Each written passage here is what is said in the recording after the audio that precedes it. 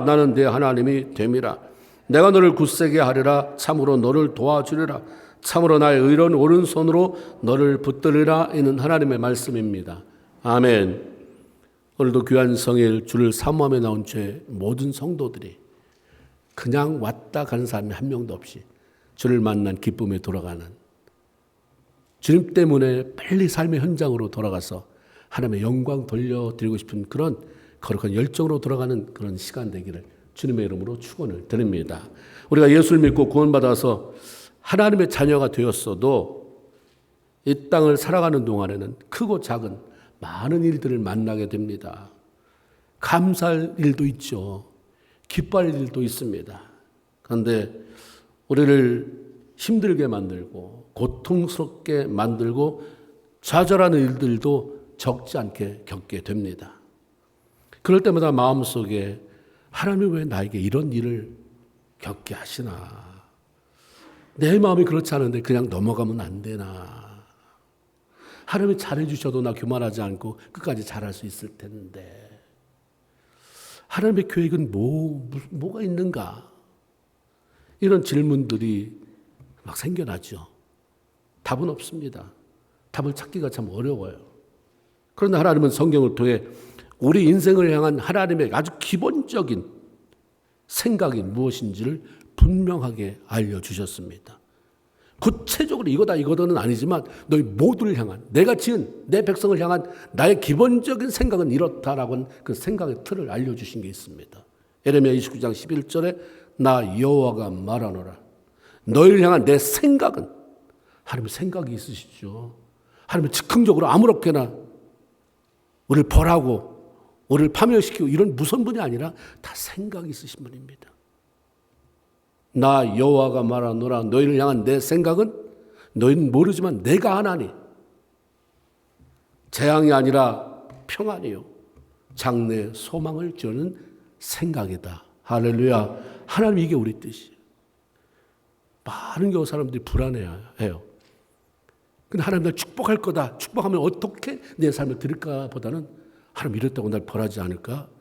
이번에 내가 주일 빠졌는데 11조 못했는데 이번에 내가 사람을 이렇게 미워했는데 이렇게 대판 싸웠는데 하나님 날 축복하실까? 그나마 몇 개 모아놓은 거 다 쏟아지게 하나님이 구멍 뚫는 거 아니신가? 하나님의 근본적인 생각은 재앙이 아니고 평안이다. 장래의 소망을 주는 것이다. 비록 우리의 죄로 인해서 순간 재앙처럼 보이는 환경이 찾아오기도 하고 우리를 훈련시킬 목적으로 찾아오는 암흑 같은 절망적인 어려움에 처할 때도 있습니다. 그러나 그럼에도 불구하고 하나님은 자신의 자녀들의 삶이 결국에는 평안과 소망으로 가득 채워지기 원한다라고 그렇게 글로 써서 우리에게 보여주고 있습니다. 그래서 하나님은 당신의 자녀들이 삶의 힘든 과정을 지나는 동안에도 변함없이 함께 하시는 것입니다. 훈련상 어쩔 수 없이 어려운 것처럼 삶이 다가오지만 그 뒤에는 하나님 변함없이 그 자리에 서 계신다. 이런 말씀이죠. 14절 말씀처럼 우리가 버러지 같고, 옛날 성경에는 지렁이 이렇게 되어 있어요. 지렁이 같이 아주 연약한 존재요 단지 먼지에 지나지 아니하고 우리의 체질이 깨지기 쉬운 토기 그릇과 같음을 너무나도 잘 알기 때문에 하나님은 끊임없이 우리를 불쌍히 여기셔요. 부모는 자식이 참 불쌍하잖아요. 근데 형제끼리는 얄미워요. 참 신기하잖아요. 부모는 이래도 야단치면서 그래도 안 됐어요. 자식끼리는, 형제끼리는 가능하잖아요. 믿는 사람끼리는 싸우고 미워하고 분쟁을 일으켜도 하나님은 변함없이 그냥 불쌍하게 여기세요. 그래, 네가 얼마나 힘들면 그러겠느냐. 네가 얼마나 견디지 못하겠으면 그러겠느냐. 조금만 참아라. 평안이다. 소망이다. 그런 거죠. 그러므로 힘겨울 때 우리가 할 일은 하나님을 향해서 원망하며 고집부리며 싸우는 자가 아니라 그분 앞에서 겸손히 자기를 쳐서 낮추고 엎드려지는 것입니다. 이거 잘하는 사람이 존귀하게 되고 이거 잘하는 사람의 그 어려움이 단축되더라고요. 나를 쳐야 돼요. 남을 치면 안 됩니다. 나를 쳐야 돼요. 예수 믿는 사람은 자기를 쳐야 돼요. 끊임없이 자기를 죽이는 연습. 나를 치는 연습이에요. 그래서 우리의 신앙인의 삶의 끝은 해피엔딩으로 막을 내려야 되는 것입니다. 하나님이 그렇으니까, 소망을 주고 평안을 주는 거라고 했으니까 우리 인생 모두가 다 해피엔딩으로 끝나야 돼요. 과정은 힘들죠. 내가 잘못해서 하나님이 야단치는 과정이 있어서 하나님 훈련시키기 때문에, 그 훈련을 받아야 되기 때문에 어렵고 힘들지만 해피엔딩이에요. 우리 인생이 끝날 땐 참 좋다, 참 감사하다. 이제 하나님 만나러 가지만 이 땅에 있을 때도 보이지 않는 하나님이 너무 나를 후대하셔서, 나를 사랑하셔서, 나를 불쌍히 여겨주셔서, 끊임없이 내 삶에 관여하셔서 참 잘 살았다, 더 멋지다. 마지막이 좋아야 되는 거죠. 끝이 좋은 인생을 만들어 가야 됩니다. 끝을 보면 그 사람의 인생을 어떻게 살아왔는지, 어떻게 신앙생활을 해왔는지를 알 수 있는 거죠. 경주, 나 열심히 했는데 근데 결과가 뭐냐? 파이널 그 테이프를 끊었느냐? 그거 가지고 아는 거죠. 변명은 필요 없습니다. 그렇죠?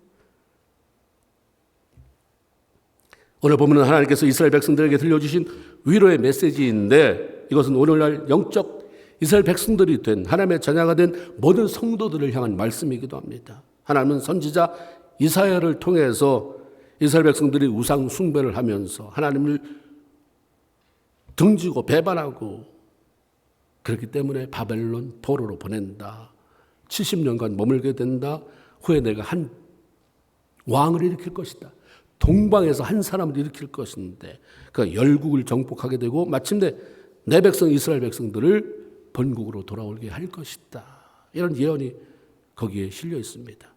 이 동방 사람은 나중에 우리가 알게 되듯이 페르시아 왕 고레스였습니다.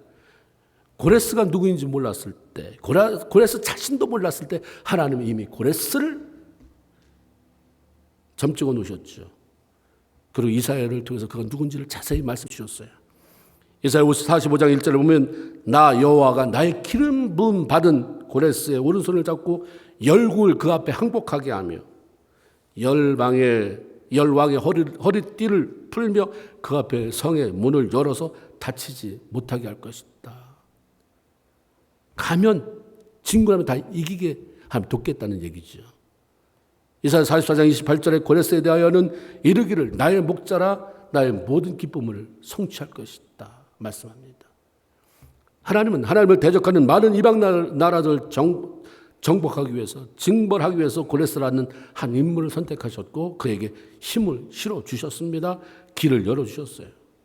그리고 그를 통해서 하나님의 계획을 하나씩 이루어 가셨습니다. 그 결과 하나님을 대적하는 수많은 이방 나라들이 정복되었고 큰 제국을 이루게 됐고 마침내는 당대의 최고 제국이라고 하는 바벨론이 그 앞에 무너지고 말았습니다. 이런 과정에서 이방 여러 나라들은 고레스를 무서워하고 떨고 자기끼리 모이면서 우리 힘내자 뭉치자 격려합니다. 두렵고 혼란스럽기는 그들보다 더 작은 나라인 이스라엘 백성들은 덜 나위 없었어요. 그때 하나님은 이사야 선지자를 통해서 이스라엘 백성들에게 메시지를 전합니다. 그 메시지 8절부터 시작되죠. 그러나로 시작됩니다.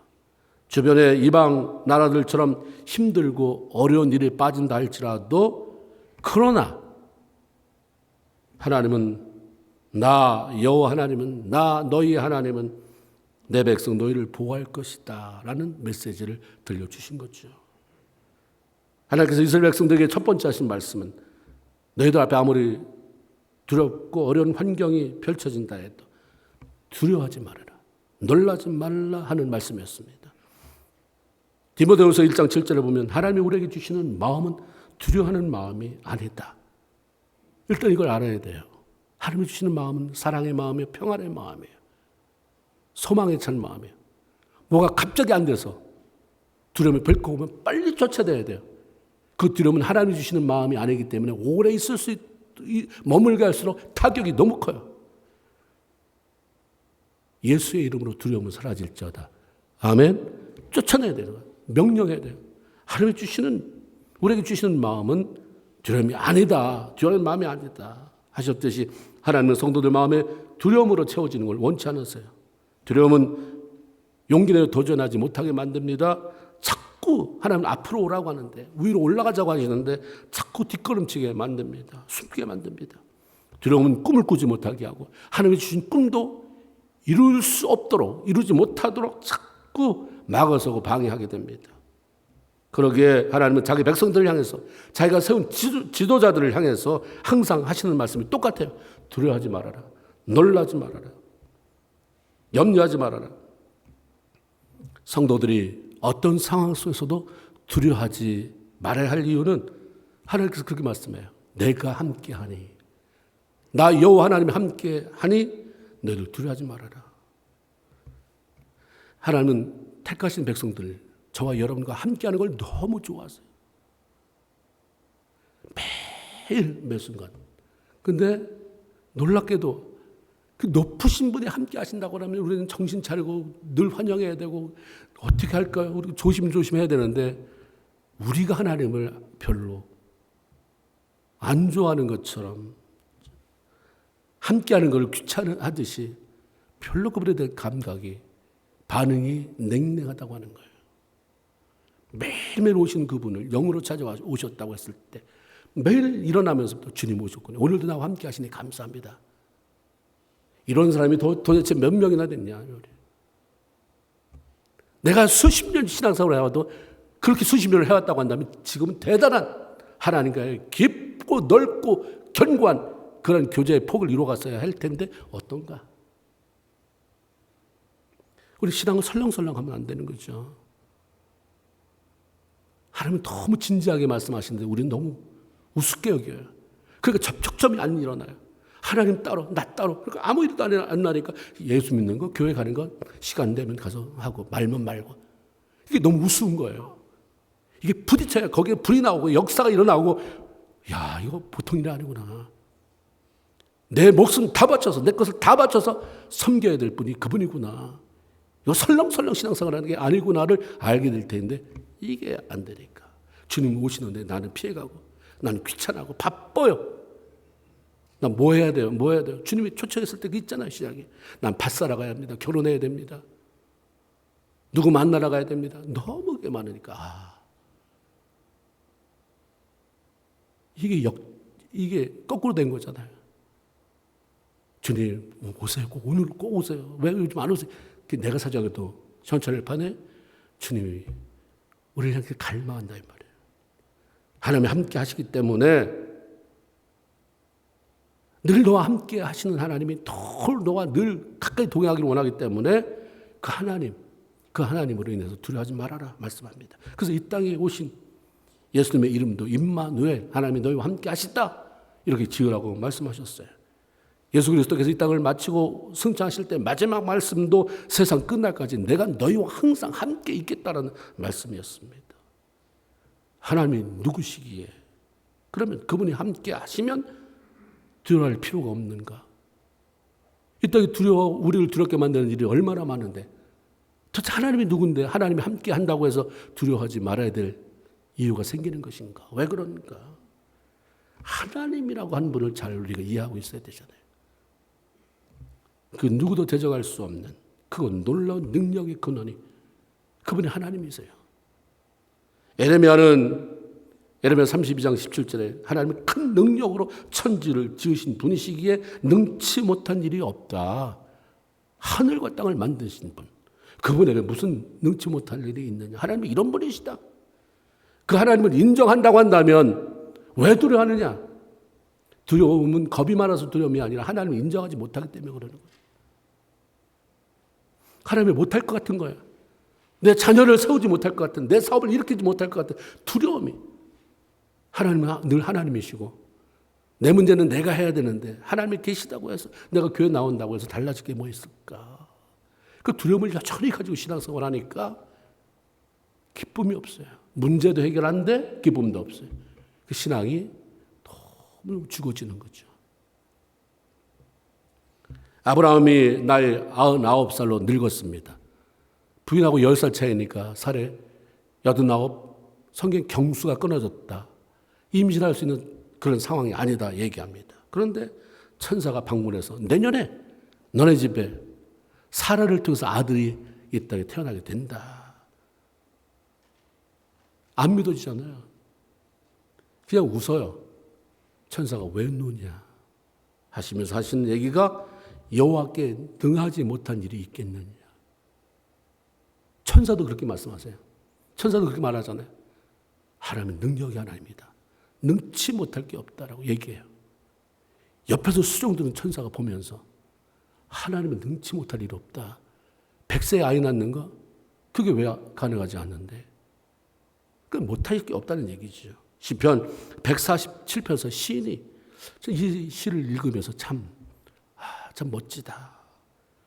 그럼 하나님의 능력이 대단하시고 위대하시다는 표현을 뭐라고 말했냐면 하나님은 수많은 별의 그 숫자를 아신다.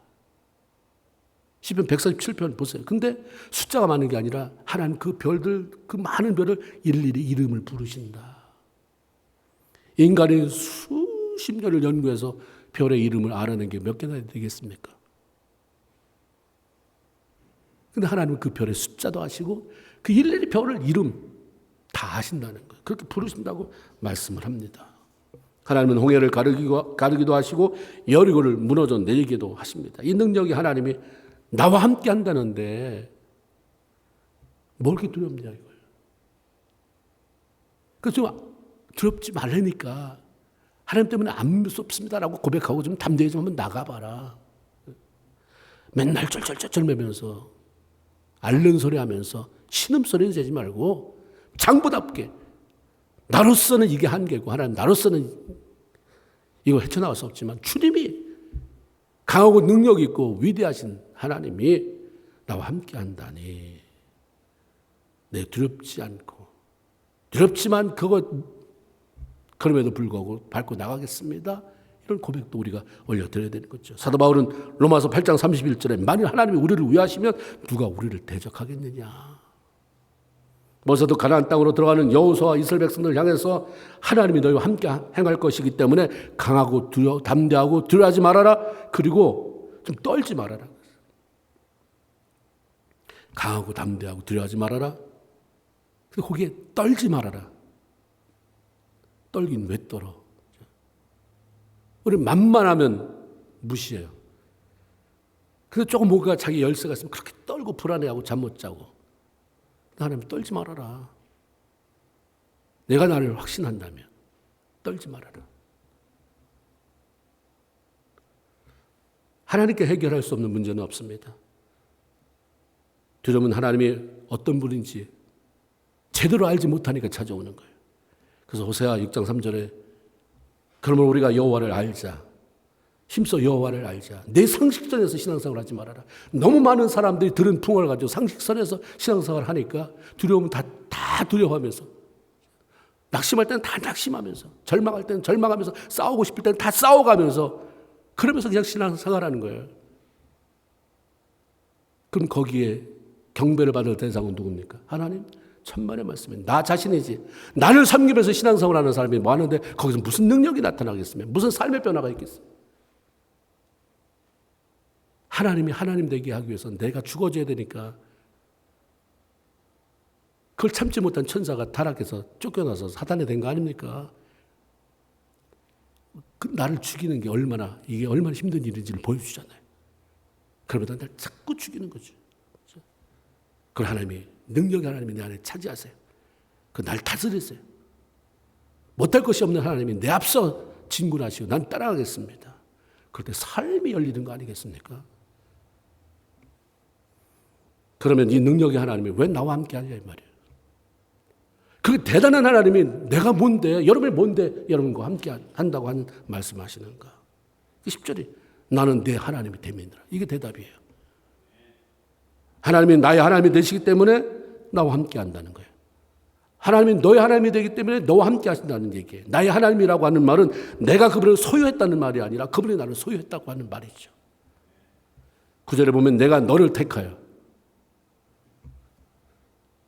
내가 하나님 택한 게 아니다. 예수님께서 요한복음 15장 16절에도 말씀하잖아요. 너희가 나를 택한 게 아니라 내가 너희를 택했다.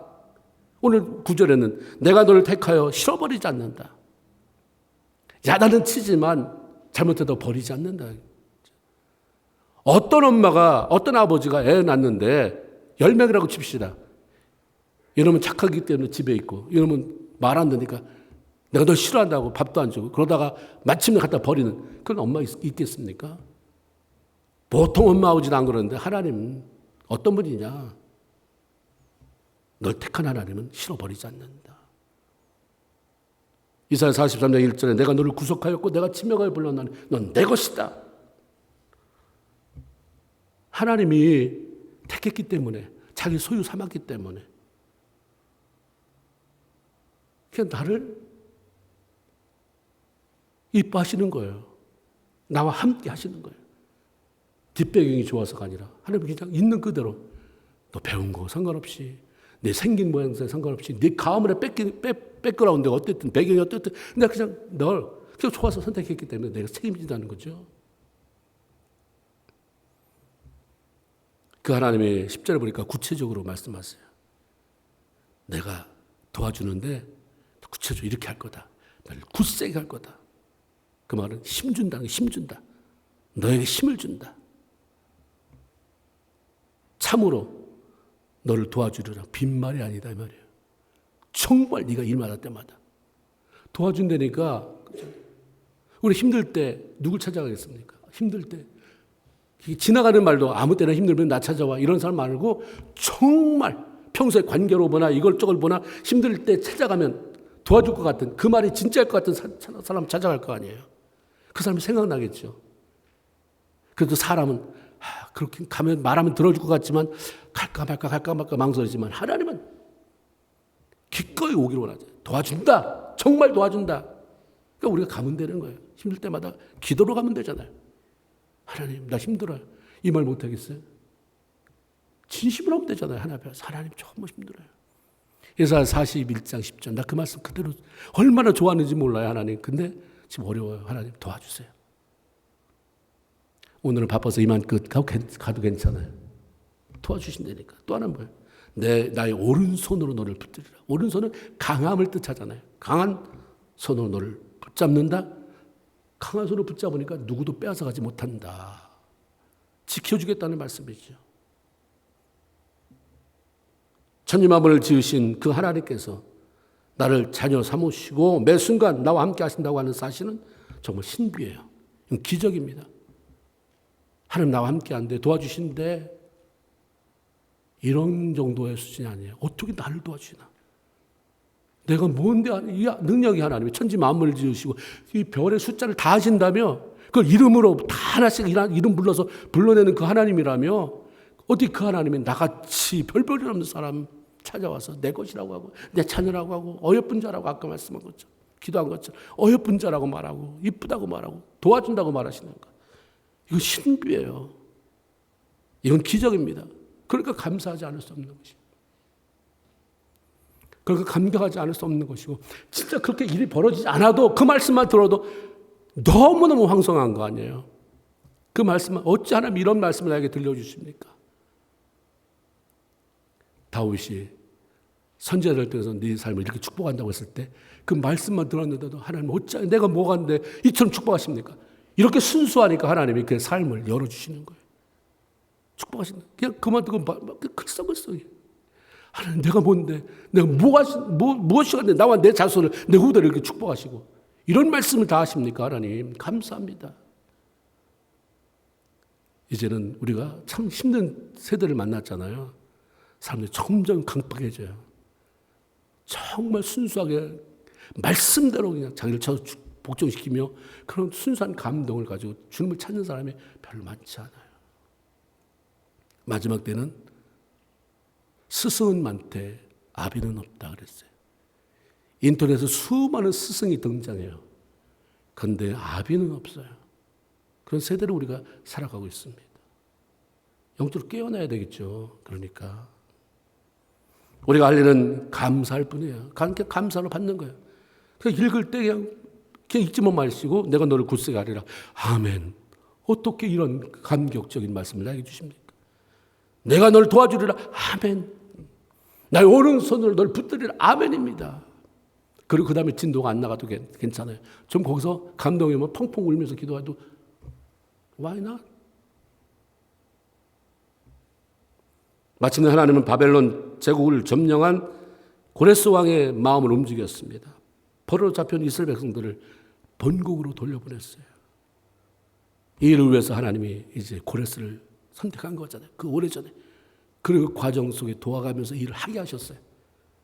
그 목적을 가지고 하나님이 이끌었는데 고레스는 해냈어요. 그 목적 때문에 어떤 사람은 축복하고 하나님이 일하실 게 있어서 축복하고 그러는데 결국 나중에 보면 지가 낚거쳐요. 그 하나님 앞에 사라져버려요. 그렇게 다 떨어지면 그때 와서 하나님 잘못했습니다. 그게 보통 사람인데 고레스는 했어요.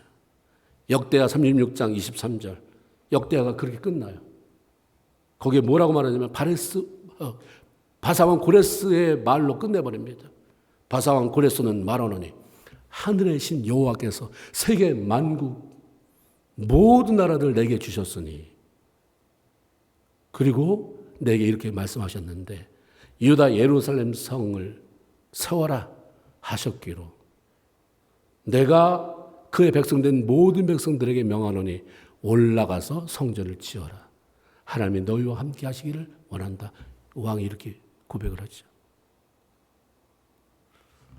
이스라엘 백성들은 이방 많은 민족들을 공격하고 점령한 고레스라고 하는 인물에 의해서 잠식되지 않았어요.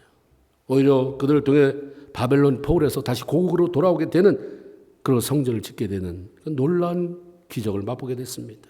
4절에 하나님이 그렇게 말씀하잖아요. 이 일을 누가 행했느냐? 이런 일을 도대체 누가 하느냐? 이런 일을 도대체 누가 이루느냐?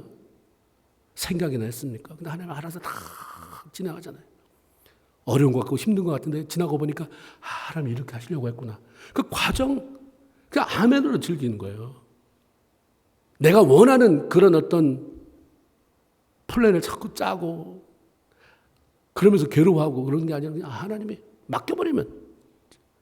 그래서 우리 예수 믿는 사람은 벼랑 끝에 서는 용기도 필요한 거예요. 하나님이 대답 안 하고 그냥 계속 가라고 그랬으니까 가다가 벼랑 끝에 떨어지면 책임질 거 아닌가. 벼랑 끝에 서는 순간까지도 평안하고 감사하고 하나님 앞에 맡깁니다. 살아도 주의 것, 죽어도 주의 것인데 주님 순종하다 갔다고 하는 그런 고백할 수 있게 기회 주셔서 감사합니다 하고 나가는 거죠. 너무 잔머리를 구하고 안 하니까 결정적인 순간에 내가 옆으로 가서 내 인간적인 실수 쓰니까 결국은 다시 온 상태로 돌아가고 다시 온 상태로 돌아가고.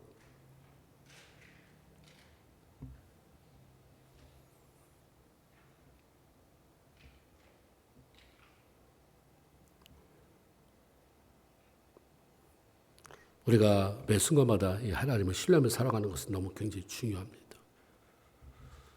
우리 눈에는 아주 두렵고 절망적으로 보이지만 그 안에는 하나님의 놀라운 계획이 들어있습니다. 옛날 시골에서 봄방학이 되면 봄방학이 끝나면 그 학교에서 시키는 일이 있었어요. 고학년은 꼭 다 동네 보리밭에 흩어져서 그걸 밟으라고 그러더라고요.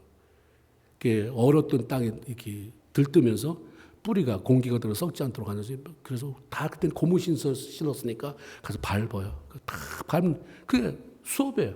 밟아줘요. 콱콱 밟아줘요. 근데 그때 생각이 지금까지 오는 것 중에 하나가 뭐냐면 눈이 왔잖아요. 그리고 눈이 뭐 녹다가 얼기도 하고. 근데 그 안에서 보리가 싹은 튀었다고 하는 거예요. 이렇구나. 보리의 생명력이. 요즘 때로 우리 삶에 찾아오는 고통스러운 일들로 인해서 내 삶이 곧 망할 것 같고 파산할 것 같지만 하나님은 그런 가운데에 눈 밑에서 보리싹이 튀어나는 것처럼 우리를 새롭게 만드시고 우리를 자라게 만드신다고 하는 사실입니다. 그렇기 때문에 하나님이 두려워하지 말라고 하면 그냥 너무 내 고집 세우면서 억장을 놓지 말고 그냥 따라가면 돼요.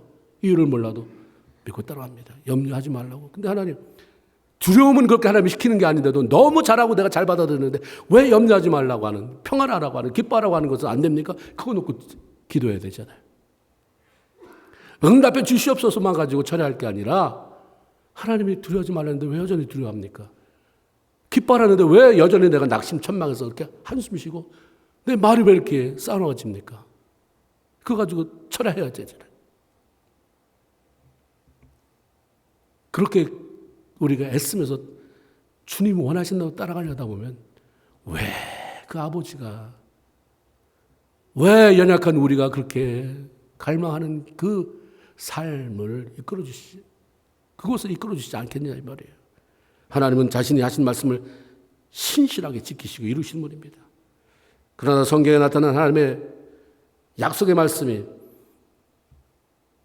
내 삶 가운데 이루어지는 것, 경험해 보는 것을 체험하지 못하면 성경 말씀도 하나님이 허락하신 그 하나님이라고 하는 존재에 대해서도 귀하게 여기지 않아요.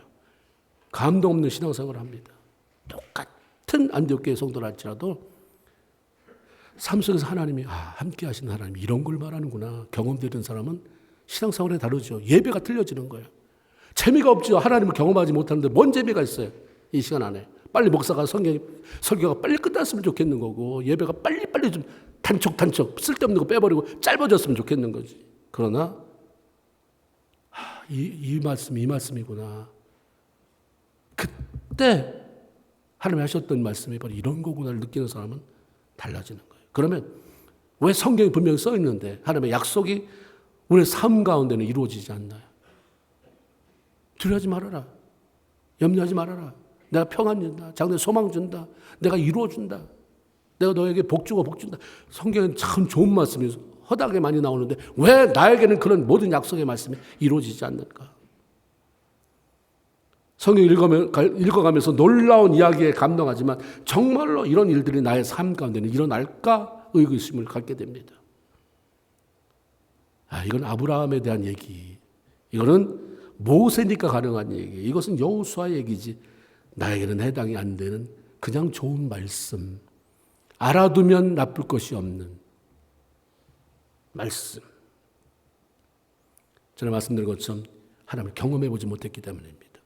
왜 성경의 이야기가 내 얘기가 되지 못하나? 왜 약속의 말씀이 내 말씀이 되지 못할까? 가장 기본적이면서 중요한 것은 하나님을 믿지 못하기 때문입니다.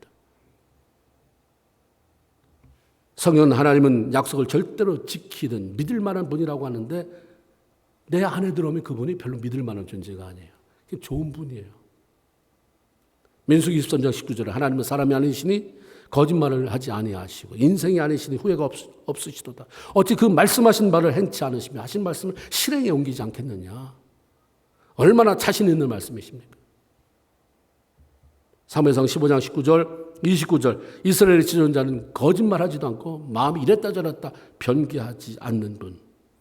그런 사람이 아니시기 때문에 그렇게 마음이 왔다 갔다 하지 않는다.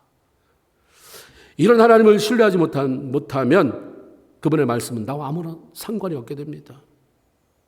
하나님의 말씀이 내 안에 이루어지리라고 하는 기대가 안 생겨요. 아예 믿어지지 않으니까 무슨 기대가 생기겠어요. 믿을 때 이 말씀이 나한테 주신 말씀이구나. 아멘. 그럴 때 이게 언제 이루어질까? 이루어진다고 했으니까 하나님이 하실 것이다. 이 아이가 뱃속에 있을 때부터 하나님이 이렇게 한다고 말씀하셨다. 태어났을 때 하나님이 이 아이를 통해서 일하신다고 하셨다. 언제 그렇게 하실까? 하나님이 하시지. 나는 계속해서 기도할 뿐이다. 그게 가능한 거예요. 그렇게 될 때. 그럼 하나님이 미안하다. 수고했다 하실 거 아니야. 내가 이 아이를 통해서 이렇게 일하려고 이렇게 영광 받으려고 그 과정을 좀 허락했는데 너한테는 좀 길었지. 힘들었지. 그래서 만약에 우리가 감사해서 감격의 눈물을 흘리면 그때 하나님이 씻어줄 게 있을 거 아니에요. 그때 하나님이 내 눈물을 씻어주는, 주님이 내 눈물을 씻어준다는 이 영광스러운 일이 오늘날 신앙생활 하는 사람들의 눈 속에, 삶 속에 얼마나 있을까. 내가 내 눈물 닦는 건 원통에서 분노해서 흘려서 내 눈물 닦는 것은 의미 없습니다.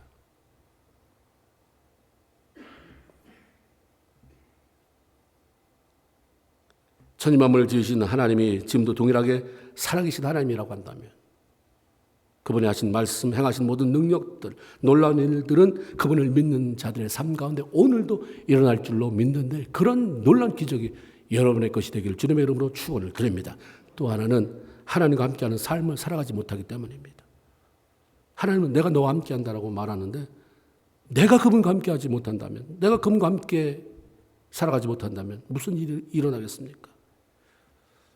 하나님이 나와 함께 하심이 경험되어지는 삶을 살아가게 될 때 약속의 말씀이 이루어지는 것을 보게 되잖아요. 하나님이 내가 너와 함께한다. 주님, 나도 하나님과 함께합니다. 하나님이 나와 함께하는 삶은 어느 날 불쑥 찾아오는 것이 아니라 그것은 매일의 삶 가운데 훈련을 통해서 돼요. 마치 어느 날 하나님이 그냥 재수 좋게 하면 뭘 뚝 떨어져서 나 하나님이다, 너와 함께하려고 왔다가 아니라 매일의 삶 말씀을 읽고 묵상하고 찬양하고 기도하는 삶을 통해서 이루어집니다. 하나님이 내 안에 거하시고 나와 함께 하심이 느껴지는 그런 임재 연습이 필요한 거죠. 매일의 삶 속에 느껴지는 하나님 참 좋다. 내가 기도한 제목 몇 월 며칠 이루어진다는 것과는 전혀 상관이 없는데 왜 이렇게 마음이 평안하지? 찬양을 들었더니 왜 이렇게 눈물이 나지? 나 별로 눈물이 없는 사람인데 말씀을 읽었는데 왜 말씀이 자꾸 나한테 하시는 말씀 같지? 이런 감동이 임재 아니에요? 이런 것도 훈련이 되어져 가야 하나님 함께 하시는구나가 이게 하나님 함께 하시는 거구나가 느껴지는 것이고, 그러면서 그 다음에 두려워하지 말아라, 담대하라, 내가 도와준다, 이렇게 다 와주는 거예요.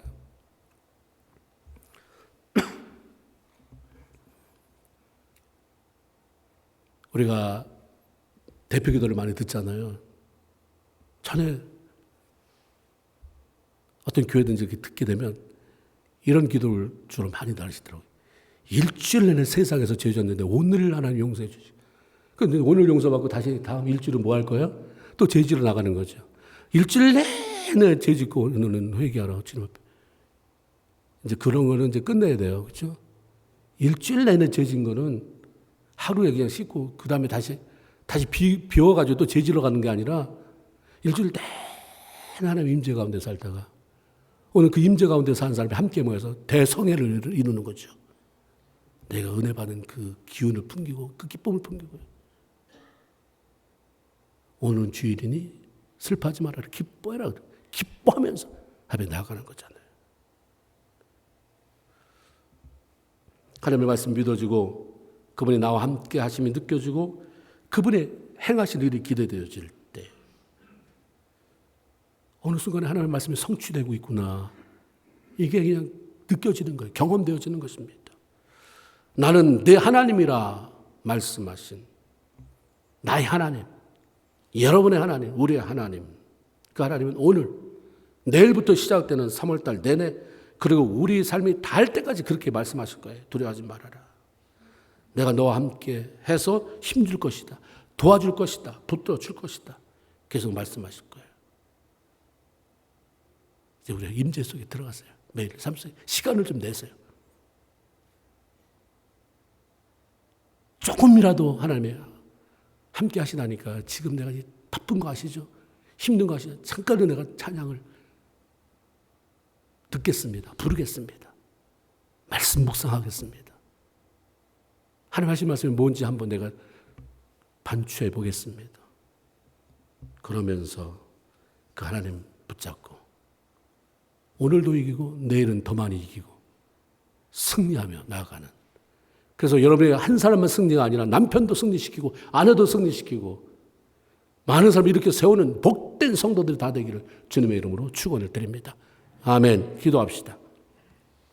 그러면 여러분의 목소리를 기도했으면 좋겠습니다.